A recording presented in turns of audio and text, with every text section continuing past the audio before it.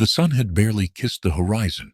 when Amara found herself standing at the iron gate of the compound she once called home. Her infant daughter pressed against her chest, wrapped in a faded cloth that had seen better days. Behind her, the voices of judgment rose like a chorus of condemnation, sharp and unforgiving,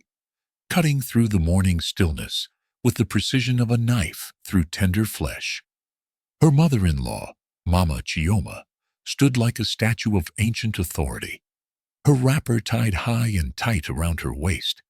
her face carved from stone and disappointment, pronouncing sentence on a woman who had committed no crime except being deemed unworthy by eyes that refused to see truth. Amara's husband, Chidi, the man who had once whispered promises under the mango tree in her village, stood behind his mother like a shadow without substance, his eyes fixed on the red dust beneath his feet, unable or unwilling to meet the gaze of the woman he had vowed to cherish. The baby stirred against Amara's heartbeat, innocent and unaware that the world had suddenly turned cold and cruel, that the family she had been born into had just cast her mother out like yesterday's rubbish, like something disposable and forgettable. Mama Chioma's voice rang out across the compound with the finality of a judge's gavel, declaring that Amara had brought nothing but shame and misfortune to their household, that she was a burden they could no longer afford to carry, that her departure was not just desired, but necessary for the family's survival and reputation. The gate slammed shut with a sound that echoed through the quiet morning like thunder, announcing a storm, and Amara stood there in the swirling dust, her shoulders bearing the weight of humiliation, her heart cracking but not yet breaking, her mind already beginning to understand that this ending was perhaps the beginning of something she could not yet imagine. What Mama Chioma could not have known, what none of them standing in that compound with their judgmental eyes and their cold hearts could have possibly understood, was that folded carefully in the lining of the baby's wrapper, pressed against the innocent child's warm skin, was a single piece of paper that would change everything they thought they knew about worth and power and destiny. This paper, yellowed slightly at the edges and covered in formal legal language that Amara herself had struggled to comprehend when she first received it, was a letter from a lawyer in the capital city, a man she had never met, concerning an inheritance from a grandmother she had encountered only once in her childhood, a woman whose face she could barely remember, but whose legacy was about to transform her life in ways that defied imagination. 3 years earlier, before the wedding, before the promises and the hopes and the slow descent into this moment of public shame, Amara had been a simple village girl of 22, known throughout her community for two remarkable qualities: her voice, which could make the elders pause their conversations when she sang at gatherings, and her heart,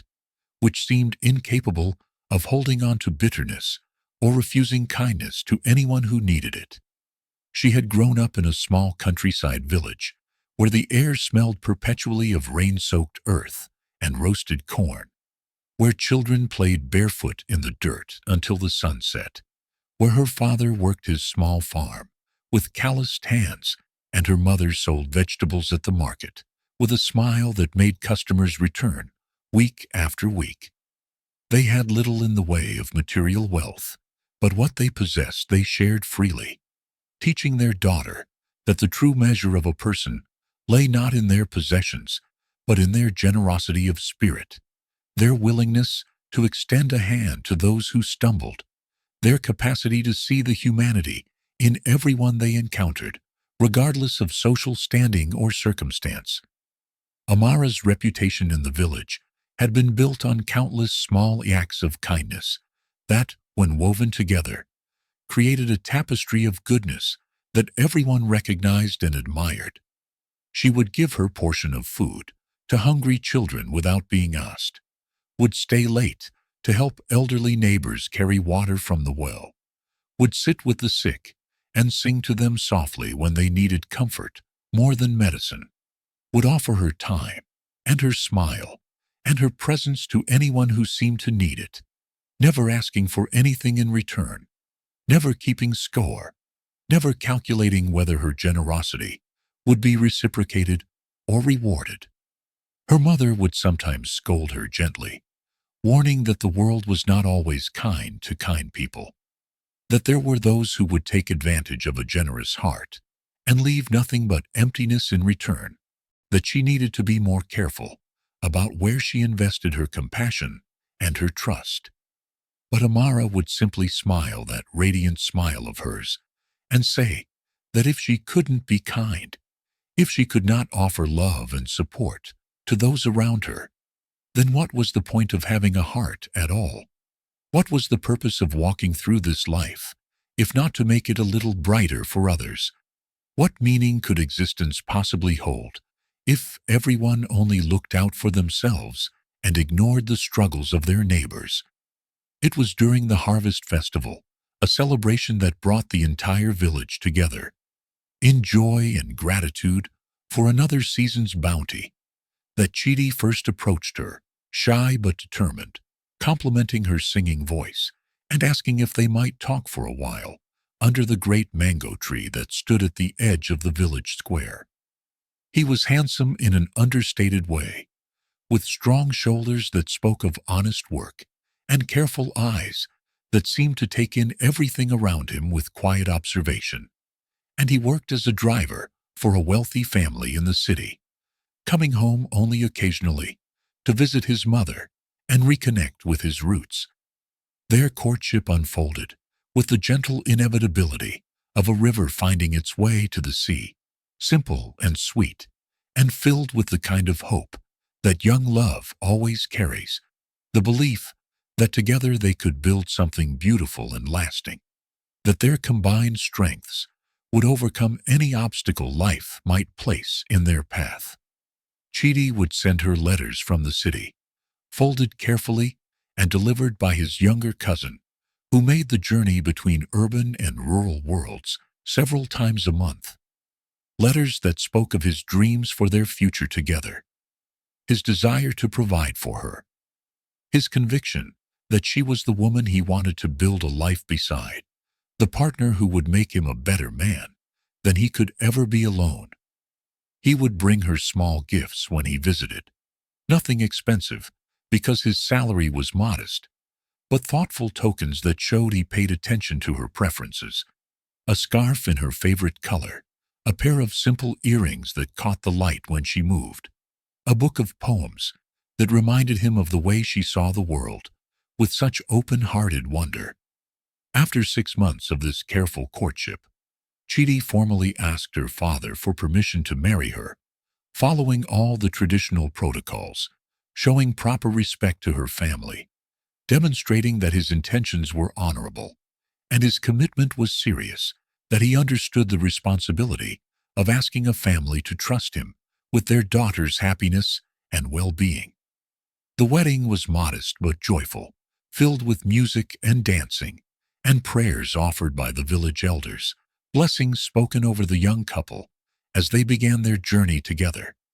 advice given freely about patience and communication,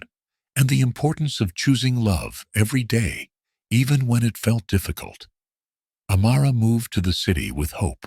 blooming in her chest, carrying her few possessions and her many dreams, believing that she was stepping into a new chapter of her life that would be filled with the same warmth and acceptance she had always known in her village. But the reality that awaited her in Mama Chioma's compound was nothing like the future she had imagined, nothing like the life Chidi had described in his carefully written letters, nothing like the partnership she thought they had agreed to build, together in trust and mutual respect. From the very first day, Mama Chioma inspected her new daughter-in-law with the critical eye of a merchant examining goods at the market, looking for flaws and finding them everywhere, commenting on Amara's slight frame with the implication that she was too weak for the work that would be required of her, questioning whether someone from such a humble background could possibly know how to maintain a proper household, or conduct herself appropriately in a family that, while not wealthy, considered itself several rungs above the simple village life Amara came from. Every meal Amara prepared was subjected to harsh criticism: too salty or too bland, too much spice or not enough, cooked too long or not long enough, presented in the wrong dishes or served at the wrong temperature, never quite meeting the exacting standards that Mama Chioma applied with seemingly endless creativity and determination. Every chore Amara completed was examined for imperfections. The floors were not swept clean enough. The laundry was not folded properly. The dishes still showed spots when held up to the light. The garden beds were not weeded thoroughly. The chicken coop was not cleaned to satisfaction. On and on, in an endless litany of inadequacy that wore away at Amara's confidence like water-eroding stone. And slowly, almost imperceptibly at first, Chidi began to change under the weight of his mother's constant presence and influence. The gentle man who had courted her in the village, transforming into someone harder and more distant, someone who stopped defending her when Mama Chioma's criticisms grew particularly sharp, who stopped reaching for her hand when they walked together, who stopped seeing her with the loving eyes he had once turned her way so consistently. When Amara discovered she was pregnant, she allowed herself to hope that this would change everything, that a baby would soften Mama Chioma's hard edges, would remind Chidi of the love that had brought them together, would create a new dynamic in the household where Amara's role as mother would earn her the respect and tenderness she had been denied as a wife. She imagined Mama Chioma cooing over a grandchild, imagined Chidi's face lighting up with pride and wonder, imagined the baby becoming a bridge between the family she came from and the family she had married into, healing the rifts that had opened up like chasms in the foundation of their household. She carried the pregnancy with grace, despite the continued criticism and the emotional isolation, working hard to maintain the household, trying to anticipate Mama Chioma's needs and preferences, reaching out to Chidi in quiet moments to reconnect with the man she had fallen in love with beneath the mango tree. But when her daughter finally arrived, after a long and difficult labor, when Amara held that perfect, beautiful baby girl in her arms for the first time, and looked down at the tiny face that held echoes of both her features and Chidi's, when she felt her heart expand with a love so profound it seemed to encompass the entire universe, the reaction from Mama Chioma was not joy, but bitter disappointment. "A girl," Mama Chioma declared with undisguised disdain, her face hardening even further as she looked at her granddaughter with eyes that should have been soft with love, but were instead cold with judgment. Not even a son to carry on the family name. Not even a boy who could be groomed to support them in their old age. Just another mouth to feed, another burden to bear, another mark of Amara's fundamental inadequacy and failure to provide what the family truly needed. The final collapse came swiftly and without warning, like a building whose foundation has been slowly crumbling, finally giving way all at once in a catastrophic failure. One morning, exactly 1 month after the baby's birth, Mama Chioma summoned the entire family to the compound's common area and made a shocking accusation. Money had gone missing from the family savings, a substantial amount that had been carefully set aside for emergencies and future investments, and she declared with absolute certainty that Amara was the thief, that the village girl they had so generously taken into their home had repaid their kindness with betrayal and theft. Amara stood there in stunned silence, her baby in her arms, her mind struggling to process this impossible accusation, trying to understand how anyone could believe she would steal from the family, trying to find words to defend herself against a charge so fundamentally at odds with everything she was and everything she believed. She had never touched money that was not hers, had never even considered such a thing, had been raised with such a strong moral compass that the very idea of theft was abhorrent to her, made her stomach turn and her heart ache. But her protests fell on ears that had already decided her guilt, her words dismissed as the lies of a desperate woman caught in her crime.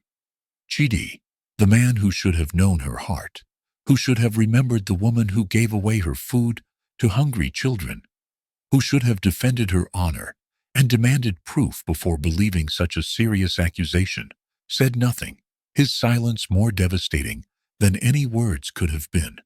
His refusal to speak on her behalf, the final nail in the coffin of their marriage and her place in his family. Mama Chioma's verdict was swift and absolute. Amara and her baby would leave the compound immediately, would take nothing but the clothes on their backs, would be cast out into the world they had come from, would no longer be considered part of the family or worthy of the family's protection and support. And so Amara found herself at the gate, with dust swirling around her feet, humiliation burning in her chest, her baby's warm weight against her heart, the only solid thing in a world that had suddenly become unmoored and treacherous. She walked away from that compound with her head held as high as she could manage, though tears streamed down her face and her legs trembled with exhaustion and emotional devastation, walked for hours through the heat of the rising sun, her mind cycling through shock and grief and disbelief, and finally settling into a numb determination to survive, to protect her daughter, to find some way forward, even though the path ahead seemed impossibly dark and uncertain. She had just enough money hidden in the folds of her clothing for a bus fare, coins she had saved secretly from the small amounts Chidi would occasionally give her for personal needs, never imagining she would need an escape fund, but grateful now for the instinct that had made her tuck away these small amounts over the months. The bus journey to the capital took 3 hours, 3 hours of sitting with her baby, nursing her when she cried, staring out the window at the passing landscape, and trying to formulate some kind of plan, trying to remember the address on that old letter, trying to believe that the inheritance mentioned in that formal legal language was real, and not some cruel joke or misunderstanding that would leave her even more devastated than she already was. When she finally arrived at the law office, dusty and exhausted, and probably looking like exactly what she was, a desperate woman with a baby and nowhere else to turn, the receptionist's initial reaction was one of barely concealed disdain, the kind of look that said she did not belong in this place, with its polished floors and professional atmosphere, that she should turn around and leave before she embarrassed herself further. But something shifted in the receptionist's expression when Amara spoke her name, when she mentioned the letter about an inheritance, when she identified herself as Amara Okafor, granddaughter of the late Maman and Kiru. The woman's eyes widened slightly, and she stood up quickly, asking Amara to wait, disappearing into the back offices with an urgency that suggested this wasn't a routine inquiry, that the name Amara had spoken carried weight and significance beyond what she could understand. 5 minutes later, a tall man in an expensive suit emerged, his expression a mixture of relief and concern, introducing himself as Mr. Adeyemi and explaining that they had been trying to reach her for over a year, that her grandmother's estate had been waiting for her, that there were matters of great importance they needed to discuss. He ushered her into his private office with a gentleness that made her want to cry, offered her water and tea and a comfortable chair, provided a soft blanket where her baby could rest, treated her with a dignity and respect she had not experienced in Mama Chioma's house for the entire duration of her marriage. And then, in calm and measured tones, he explained the truth that would change everything she thought she knew about her place in the world, about her worth, about the resources available to her, about the future that lay ahead for her and her daughter. Her grandmother, Mama Nkiru, had been a woman of extraordinary vision and business acumen, someone who had seen opportunities where others saw only obstacles, who had purchased land throughout the region decades ago, when it was considered practically worthless, remote parcels that no one else wanted, but that she believed would one day become valuable as the city expanded and development spread outward from the urban center. That land, which Mama Nkiru had acquired through decades of careful investment and shrewd negotiation, was now in the heart of the city's most rapidly developing zone, the exact path that urban expansion had taken, making each parcel worth exponentially more than what she had paid for it all those years ago. Mr. Yadayemi pulled out files and documents showing Amara property deeds and investment records and bank statements that seemed to contain impossible numbers, figures that could not possibly be connected to her, to a simple village girl who had just been thrown out of her husband's house for allegedly stealing what probably amounted to a few thousand naira. "Your grandmother left everything to you," he explained, his voice gentle but firm, wanting to ensure she understood the magnitude of what he was telling her, the complete and total transformation of her circumstances that this inheritance represented. The land, the investments, the properties, the accumulated wealth of a lifetime of brilliant business decisions, all of it now belonged to her, made her, by any reasonable definition, a very wealthy woman, someone with resources that most people could only dream of possessing. Amara sat in stunned silence, holding her sleeping daughter, trying to process information that seemed to belong to some other person's life, some other story entirely, not the narrative of humiliation and rejection she had been living just hours before. She asked the question that had been forming in her mind since he began explaining. Why her? Why had her grandmother chosen her specifically when there were surely other family members who might have expected to inherit, other people who had maintained closer relationships with Mama Nkiru over the years, other relatives who seemed more obvious choices for such a substantial inheritance? Mr. Adeyemi smiled and pulled out a handwritten letter, explaining that Mama Nkiru had been very specific in her will about her reasoning, had left detailed instructions about why Amara and only Amara should receive everything she had built. The letter, written in her grandmother's own hand during the final weeks of her life, explained that she had watched the family carefully over the years, had observed how different relatives behaved when they thought no one important was paying attention, had noted who was kind and who was cruel, who was generous and who was selfish, who treated service workers with respect and who treated them with contempt. She had seen Amara only once, when Amara was just a child of 7, but that single interaction had been enough to make an impression that lasted until Mama Nkiru's final days, enough to convince her that this particular granddaughter possessed the character and heart necessary to use great wealth wisely, rather than allowing it to corrupt her spirit or inflate her ego beyond recognition.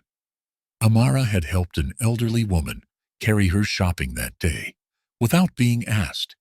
had shared her small snack with a group of children who had none, had spoken to adults with polite respect and to peers with easy kindness, had demonstrated in 100 small ways the kind of person she was becoming, the values that had been instilled in her by parents who understood that character mattered more than status or possessions. Mama Nkiru had written that she saw in young Amara someone who would use wealth not to elevate herself above others, but to lift others up alongside her, someone who would remember where she came from and would use her resources to create opportunities for people who had none, someone whose heart would remain kind and open even when she possessed the power to be otherwise. The letter concluded with a simple statement that made tears stream down Amara's face as Mr. Adeyemi read it aloud. You are the only one in this family with a truly kind heart. The only one who will use this wealth to help others rather than just yourself. The only one I trust to carry forward my legacy of compassion and community investment. The process of transferring the assets into Amara's name took 3 weeks of paperwork and legal procedures and identity verification. 3 weeks during which she stayed in a modest hotel, paid for by the estate. 3 weeks in which she fed and cared for her daughter while trying to wrap her mind around the impossible reality that had become her life. She told no one about the inheritance, not her parents in the village, who would have been overjoyed, but whom she wanted to surprise in person. Not Chidi, who had shown himself unworthy of her trust. Not Mama Chioma, who had declared her worthless and thrown her out. Not anyone who might spread word before she was ready to decide how and when to reveal this transformation. Something in her spirit said to wait, to be patient, to let the dust settle and the paperwork finalize, and the new reality become solid and irrevocable before she shared this news with the world. And she trusted that instinct the same way she had always trusted her inner voice when it spoke clearly about the right path forward. When the papers were finally signed, and the accounts were finally transferred, and the assets were officially and legally hers, Mr. Adeyemi sat across from her with an expression of genuine respect and explained exactly what she now possessed. 15 commercial properties currently leased to various businesses, 12 residential buildings providing steady rental income, 40 acres of prime development land that developers were already expressing interest in purchasing, and liquid assets that alone totaled approximately 200 million naira, conservatively calculated without accounting for the property's full market value. 200 million naira, a number so large it lost meaning, became abstract, seemed to belong to a different universe than the one where she had been scrubbing floors and accepting criticism for meals that were too salty, and facing accusations of stealing money she had never touched. But the wealth did not change who Amara was at her core, did not transform her into someone hard or proud or dismissive of those who had less, did not make her forget the village where she had learned that kindness was more valuable than currency,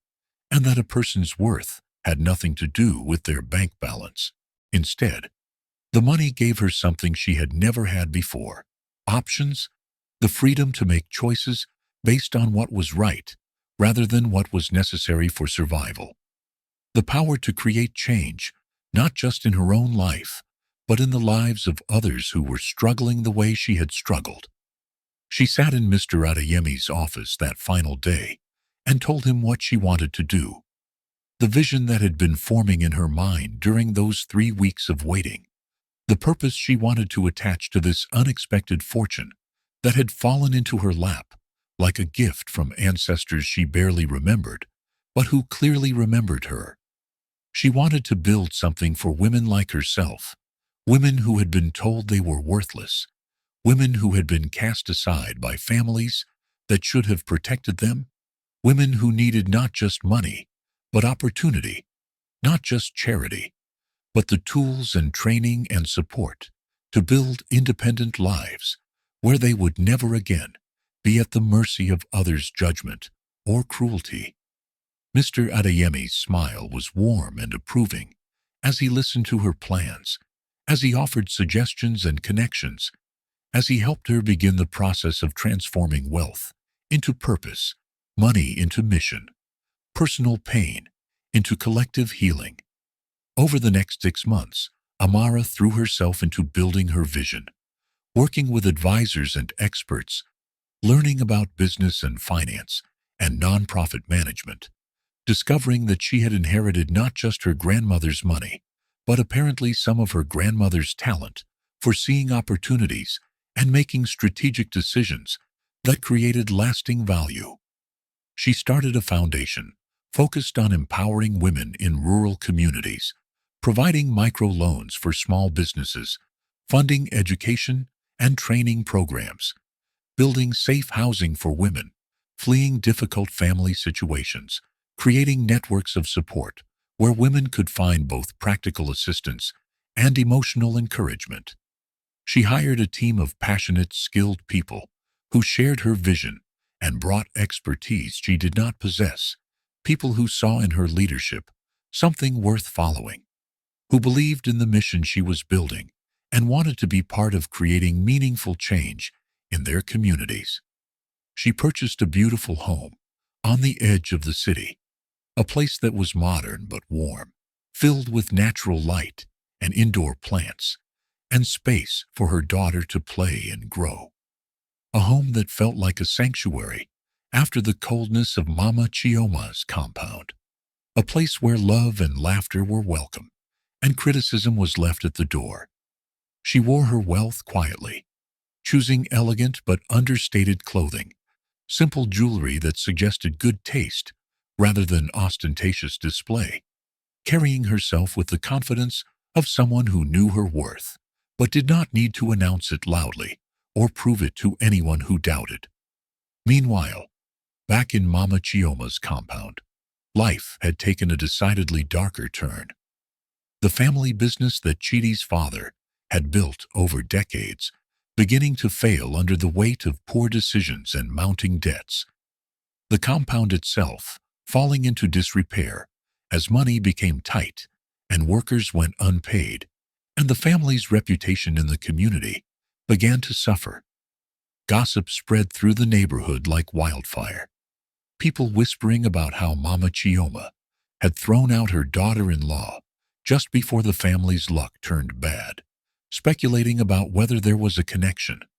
whether karma was real and swift and absolute in its justice. Chidi became a shadow of the man he had once been,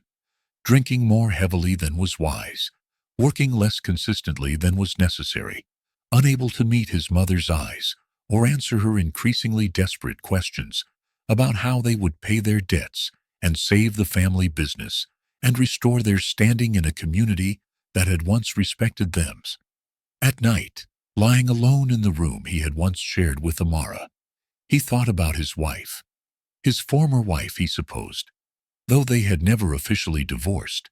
had simply been separated by his cowardice and his mother's cruelty. Thought about the way she used to sing, about the kindness that had radiated from her like light, about the daughter he had barely held, barely knew, barely remembered, except as a source of his mother's disappointment. Guilt consumed him like a slow fire, eating away at whatever peace he might have found, making sleep difficult and waking hours painful, forcing him to confront the truth that he had betrayed the best thing that had ever happened to him because he lacked the courage to stand up to his mother, to defend his wife, to be the man he had promised to be under that mango tree when the world seemed full of possibility and hope. But pride is a stubborn thing, and shame is paralyzing, and so he said nothing, did nothing, changed nothing, simply continued his slow descent into regret and self-loathing, while his mother scrambled to find solutions to problems that seemed to multiply faster than they could be addressed. Then one day, Mama Chioma heard about a wealthy businesswoman in the city who was funding schools and clinics and women's cooperatives, someone known for her generosity and her vision, someone who helped families in need without asking for anything in return except that they pay the kindness forward when they were able. Mama Chioma decided that they would seek this woman's help, would swallow their pride and admit their need and ask for the assistance that might save the family business and restore their fortunes, convinced that surely someone known for such generosity would not turn away a family in genuine distress. What she did not know, what she could not have imagined in her wildest dreams or worst nightmares, was that the wealthy businesswoman everyone spoke of with such respect and admiration was Amara, the daughter-in-law she had thrown out like garbage, the woman she had called worthless and accused of theft. the mother whose baby she had dismissed as useless because she was not a boy. Chidi felt something twist in his chest when his mother announced her plan, some instinct warning him that this was not a good idea, that they should find another way, that seeking help from strangers was dangerous in ways he could not articulate, but could definitely feel. But Mama Chioma was determined, and his objections were weak, and so they found themselves dressed in their best remaining clothes, traveling to the Foundation's offices in the commercial district, preparing to humble themselves before someone they assumed would be a stranger, someone who knew nothing of their history, or their failures, or their cruelty to a young woman who had deserved so much better than what they had given her. The morning of the meeting, Amara woke early and dressed with particular care, choosing a tailored cream suit that spoke of professional success without being flashy, gold jewelry that caught the light subtly, her hair styled in elegant braids that framed her face and highlighted the strength in her features. She looked in the mirror and saw someone she barely recognized, not because she had changed on the outside, though she certainly had, but because the woman looking back at her had found something she had lost in Mama Chioma's compound: her dignity, her voice, her power, her unshakable sense of her own worth. Her assistant informed her that her 9 o'clock appointment had arrived, a Mrs. Chioma and her son seeking emergency assistance for a failing family business, and Amara felt her heart stop, felt the room tilt slightly, felt time itself seem to pause as she processed the names and understood that the moment she had both dreaded and perhaps anticipated was finally here. She took 2 minutes to gather herself, to breathe deeply and remember who she was now, to center herself in the truth of her own worth and power. And then she told her assistant to send them in, her voice calm and professional, and giving away nothing of the emotional earthquake happening beneath her composed exterior. When the door opened and Mama Chioma entered, her wrapper less vibrant than Amara remembered, her shoulders slightly stooped in a way that suggested the weight of worry and stress and failing fortunes, followed by Chidi looking thinner and wearier and older than his years, Amara felt a complex mixture of emotions surge through her: pain from remembered humiliation, anger at how they had treated her, pity for how far they had fallen, and something else, something harder to name, something that felt almost like compassion for people who had created their own suffering through their cruelty and judgment. They did not recognize her immediately. And why would they?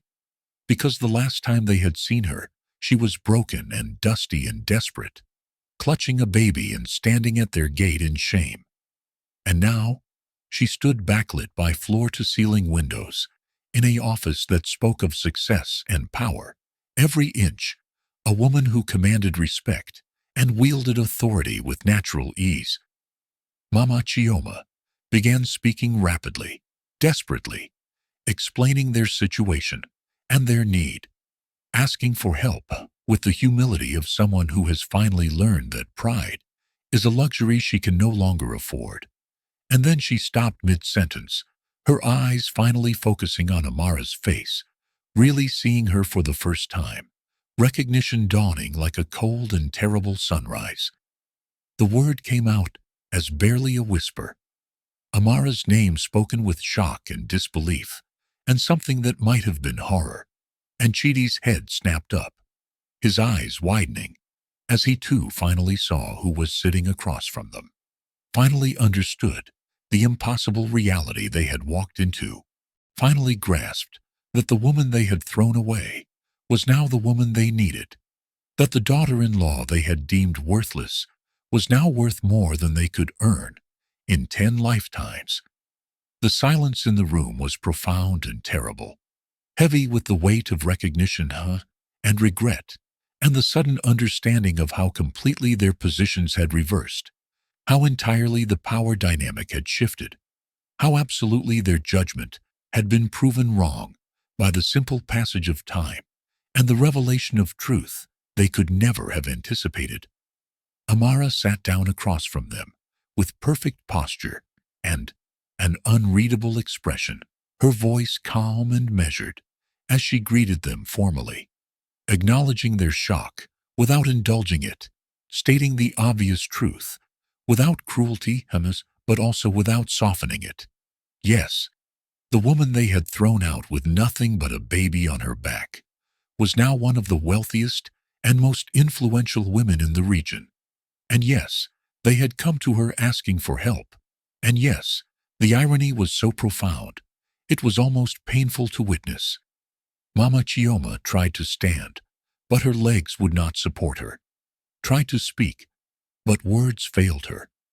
Could only sit there with tears beginning to stream down her face, tears of shame and shock, and the terrible realization of how wrong she had been. How cruel, how blind to the worth of the woman she had judged so harshly and dismissed so completely.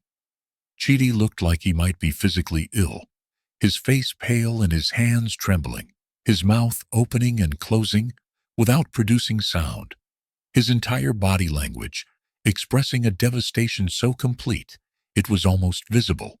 almost a living thing in the room with them. Finally he found words, broken and inadequate words, that tumbled out in a rush of emotion. Amara, I'm sorry we didn't know. I never imagined I should have defended you. I was weak, I was wrong. I failed you in every way. A husband can fail a wife, and I have no right to ask for anything from you, no right to expect forgiveness or mercy or anything, except your justified anger and contempt. Amara looked at him for a long moment, really looked at him, seeing not the man who had hurt her, but the broken person sitting before her now. And she felt something unexpected rising in her chest, not satisfaction or triumph, but something softer, something that surprised her with its gentleness, something that felt almost like pity for people who had destroyed their own peace through their inability to see value where it truly existed. She stood and walked to the window, looking out over the city skyline, gathering her thoughts, deciding in this moment who she wanted to be, what kind of person she wanted to become, whether she would let their cruelty transform her into someone hard and punishing, or whether she would remain true to the values her parents had instilled in her, the kindness her grandmother had recognized in her, the grace that she had somehow maintained even through the darkest moments of her humiliation and pain. When she turned back to face them, her decision was made, and she spoke clearly and firmly about what she intended to do, explaining that she would help them, that she would invest in their business and clear their debts and give them a second chance. They absolutely did not deserve, but that she was offering anyway, not because they had earned it, but because she refused to let their cruelty turn her into someone cruel, refused to let their judgment make her judgmental, refused to allow their lack of grace to rob her of her own gracious spirit. But her help came with conditions that were non-negotiable, boundaries that would protect her heart while still allowing her to extend mercy, requirements that would ensure her generosity served a larger purpose beyond just rescuing people who had caused her pain. First, they would publicly acknowledge what they had done to her, would tell the truth to everyone who had heard them call her worthless, would admit their cruelty and their error in judgment, would speak openly about how wrong they had been and how much damage their pride and prejudice had caused, not as punishment, but as accountability, not to humiliate them, but to establish truth as the foundation for whatever came next. Second, the money she invested would come with a requirement that 20% of their profits be directed toward a fund for women in abusive family situations, women who needed help leaving dangerous or destructive households, women who needed support as they rebuilt their lives and their confidence and their sense of worth, turning their personal redemption into community benefit, making their second chance serve others who desperately needed second chances of their own. And third, Chidi would have the opportunity to know his daughter, to build a relationship with the child he had barely held, to become the father he should have been from the beginning. But it would happen on Amara's terms and in her home and under her supervision, with the understanding that his daughter's well-being and emotional security were more important than his desire for redemption, that he would have to prove himself worthy of her love through consistent, patient, devoted presence rather than through grand gestures or empty promises. Mama Chioma accepted these conditions immediately and without hesitation, her voice breaking as she agreed to everything Amara demanded, recognizing that she was being offered far more grace than she deserved, understanding that this young woman she had so thoroughly underestimated was demonstrating a strength of character that made Mama Chioma's own behavior look petty and small, and motivated by insecurities she had never wanted to acknowledge or confront. Chidi dropped to his knees, his composure completely shattered, tears streaming down his face as he thanked Amara through broken sobs, apologizing over and over for his cowardice, for his weakness, for his failure to be the man she deserved, for allowing his mother to control him instead of standing up for the woman he had promised to cherish and protect. Amara watched him with a mixture of emotions she could not fully untangle, remembering the young man who had courted her under the mango tree, seeing the broken man kneeling before her now, understanding that somewhere between those two versions of Chidi was a person who might yet become someone capable of real growth and change, though whether that transformation would actually occur remained to be seen and would depend entirely on choices he made going forward. She told him simply and directly that he was right, that he did not deserve her forgiveness, that he had failed her in every way that mattered, that he had allowed his mother's toxic influence to corrupt what should have been a marriage built on mutual respect and unwavering support, but that she was giving him forgiveness anyway, not because he had earned it through remorse or apology, but because carrying anger and resentment was too heavy a burden, and she had better things to do with her energy and her strength than waste it on bitterness and revenge fantasies. The meeting lasted another hour, as papers were signed and arrangements were made, and the practical details of their business relationship were hammered out with the help of lawyers and accountants, everything documented and formalized so that there could be no misunderstanding about expectations or obligations, or the terms under which this assistance was being provided. When Mama Chioma and Chidi finally left the office, both of them looked years older, transformed by the encounter in ways that went far beyond the financial relief they had been granted, humbled in a way that only truth can humble, forced to confront the reality of their own cruelty and the extraordinary grace of the woman they had so thoroughly wronged. Amara's assistant came in quietly after they departed, her expression showing a mixture of admiration and concern, asking if Amara was all right after what must have been an emotionally devastating encounter, and Amara smiled tiredly but genuinely,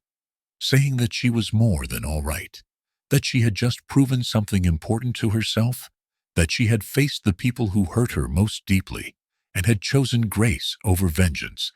had demonstrated that her values were not conditional on how others treated her, but were intrinsic to who she was, regardless of circumstances. That evening, returning home to find her daughter playing in the garden, chasing butterflies through the golden light of late afternoon, Amara felt a sense of peace that had eluded her for months, a feeling of completion and rightness that came from knowing she had acted with integrity, had remained true to herself, had not allowed pain to transform her into someone unrecognizable. She scooped up her baby girl, spinning her around until they both laughed with pure joy and whispered against her daughter's soft hair that everything would be all right, that they were building a good life together. that love and kindness would always be their guiding principles, no matter what challenges they faced. Over the following months, Mama Chioma made good on her promise to publicly acknowledge her mistakes, standing in the village square where Amara had grown up, where everyone knew the story of how she had thrown out her daughter-in-law, speaking with a shaking voice but clear words about her cruelty, her judgment, her fear-driven behavior that had caused such profound harm to an innocent woman who deserved only kindness and support. She explained to the gathered villagers that she had been afraid Amara would take her son away from her, afraid that this village girl was somehow better than she was, afraid that her own inadequacies would be exposed by comparison to her daughter-in-law's genuine goodness, and that in her fear, she had become exactly the kind of person she claimed to despise, someone who used power to hurt those who had less power, someone who judged others harshly to avoid examining her own failures, someone who chose cruelty over compassion because cruelty felt safer and more controllable. The village listened in profound silence, many nodding in recognition, because they had seen this pattern before, had witnessed how fear and insecurity could transform people into their worst selves, had observed how the people who most needed to control others were usually the ones who felt most out of control in their own lives. When Mama Chioma finished speaking, declaring that Amara Okafor had shown her more grace than she had shown Amara, and that she would spend the rest of her life trying to be worthy of that grace, there was a collective releasing of breath, a sense that truth had been spoken and accountability had been taken, and perhaps healing could begin from this foundation of honesty. Word of Amara's story began to spread far beyond her village, carried by people who were hungry for narratives of dignity over revenge, of grace over cruelty, of forgiveness that did not excuse harm but transcended it, creating something new and better from the ruins of what had been broken. News outlets requested interviews, and Amara declined most of them,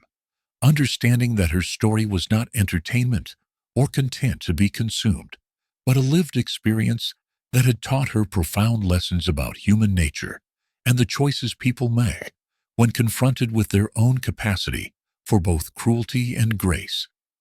But she did agree to speak at a women's conference, standing before 300 women from various backgrounds and circumstances, sharing her truth with vulnerability and strength,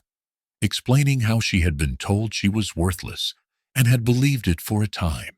how the people who needed to diminish her were usually the ones who felt diminished inside themselves, how their cruel words said nothing about her actual value and everything about their own pain and fear and inability to recognize worth when it stood right in front of them. She told these women that if they found themselves in similar situations, being told they were not enough, or too much, or fundamentally flawed in ways that made them unworthy of love and respect, they should understand that those judgments were never really about them, were always projections of the judge's own insecurities and inadequacies, and that their true worth was inherent and unchangeable, regardless of whether others could see it or acknowledge it. The room erupted in sustained applause that felt less like appreciation for a good speech and more like collective recognition of a truth these women had been waiting to hear, permission to reject the harsh judgments that had been imposed on them, affirmation that their worth was not determined by those who had power over them, but existed independently of anyone's opinion or approval. In the months that followed, Amara's foundation grew exponentially, serving thousands of women across the region, providing not just financial support, but education and training and community, creating networks where women could find both practical assistance and emotional encouragement, building something that would outlast her own lifetime and continue serving generations of women who needed someone to believe in them when the world told them they were worthless. Chidi proved himself remarkably consistent in his efforts to know his daughter, visiting every week without fail, never making excuses, never missing appointments, slowly and patiently building trust with a child who did not remember him and had no reason to accept him beyond her mother's willingness to give him this opportunity. He learned his daughter's favorite songs and her bedtime routines and her little quirks, discovered that she loved butterflies and dancing and stories about brave princesses, spent hours sitting on the floor, playing simple games and reading books, and just being present in a way he had never been present during those early months after her birth. And slowly, very slowly, something began to shift between Chidi and Amara as well.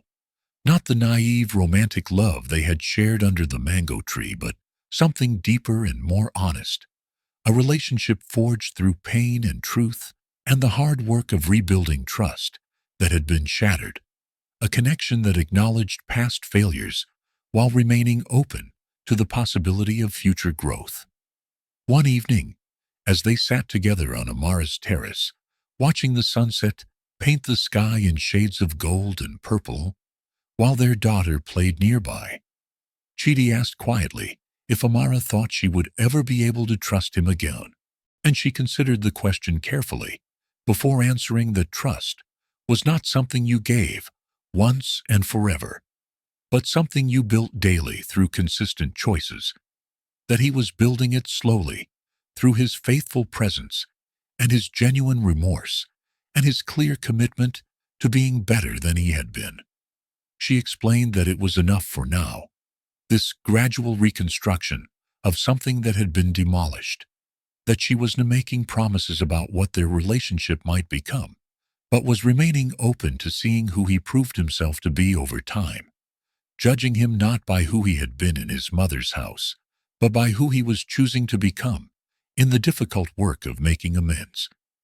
The village where Amara had grown up celebrated her not as a wealthy savior, descending from on high to rescue the poor, but as a daughter who had never forgotten her roots, who funded wells and schools and scholarships while still sitting on the ground to talk with elders, who hired local women for her businesses while still helping her mother sell vegetables at the market during visits, who sang sometimes in the evenings with a voice that carried over the fields just like it used to before marriage and disappointment and transformation. Her daughter thrived in an environment of unconditional love, growing into a bright and curious child who knew she was cherished, not for what she could provide or what she represented, but simply for who she was, a little girl surrounded by people who would protect her fierce spirit and nurture her generous heart. The community learned from Amara's example, watching how she wielded power without wielding it as a weapon, how she used wealth to create opportunity rather than to establish hierarchy, how she responded to those who had hurt her with grace that neither excused their cruelty nor allowed it to poison her own spirit. Young girls in the village began dreaming different dreams, imagining futures that included education and business ownership,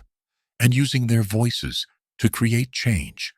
while boys learned a different model of masculinity that valued protection over control and support over domination. On the first anniversary of her foundation, standing before over 1,000 people who had been touched by her work, Amara spoke about worth and identity and the lies people tell themselves about who deserves dignity and respect,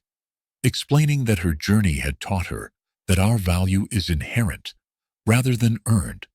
that it exists independent of anyone's recognition or approval, that it cannot be given by others and therefore cannot be taken away, no matter how hard people try. In the end, she learned that love built on truth is the greatest treasure of all, not the fantasy love of stories, where everything is easy, but the real love that sees flaws and chooses commitment anyway,